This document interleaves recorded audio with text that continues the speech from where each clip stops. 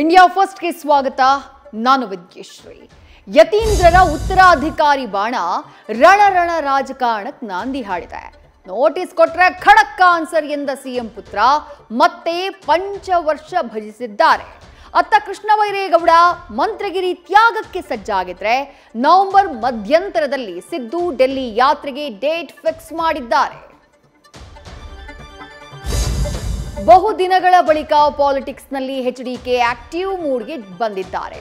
Guarantee ಗುಂಗಲ್ಲಿ ಅಭಿವೃದ್ಧಿ ಮರೆತ ಸರ್ಕಾರ ಖಜಾನೆ ಭರ್ತಿಗೆ ಏಖಾತಾ ಭೀಖಾತಾ ಹೆಸರಿನಲ್ಲಿ ಲೂಟಿ ಮಾಡ್ತಾ ಇದೆ ಅಂತ ಕಿಡಿಕಾರಿದ್ದಾರೆ.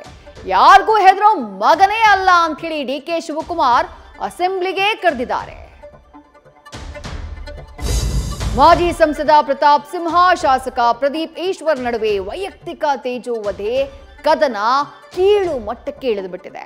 ಮುಳ್ಹಂದಿ ಕತ್ತಲೆಯಲ್ಲಿ ಕಾಣಲ್ಲ ಎಂದ ಸಿಂಹ ನಾಲಿಗೆಯ ಕಂಟ್ರೋಲ್ ತಪ್ಪಿದ್ರು. ಎಚ್ಚರಿಕೆಯಿಂದ ಮಾತನಾಡು ಡ್ಯಾಶ್ ಡ್ಯಾಶ್ ಅಂತ ಚಿಕ್ಕಬಳ್ಳಾಪುರ ಶಾಸಕ ರಾಂಗ್ ಆಗ್ಬಿಟ್ರು. ಶಬರಿಮಲೆ ಭೂಲೋಕವಾಸನ ಸನ್ನಿಧಿ, ಪಂಪಾವಾಸ ಅಸಂಖ್ಯ ಭಕ್ತರ ಪಾಲಿನ ಆರಾಧ್ಯ ದೈವ. ಅಯ್ಯಪ್ಪನ ಚಿನ್ನ ಕದ್ದವರಿಗೆ ಹುಡುಕ್ತಾ ಇರೋ ಕೇರಳದ ಎಸ್ಐಟಿ ಟೀಮ್ ಅರ್ಚಕ ಉನ್ನಿಕೃಷ್ಣನ್ ಪೊಟ್ಟಿಯ ಹಿಂದೆ ಬಿದ್ದಿದೆ.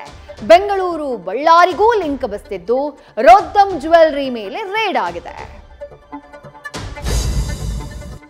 ನಾಳೆಯೇ ತೀರ್ಪು ಕೊಡಿ, ನಾಡಿದ್ದು ಮರಣದಂಡನೆ ಕೊಟ್ರೂ ನಾವು ಸಿದ್ಧ.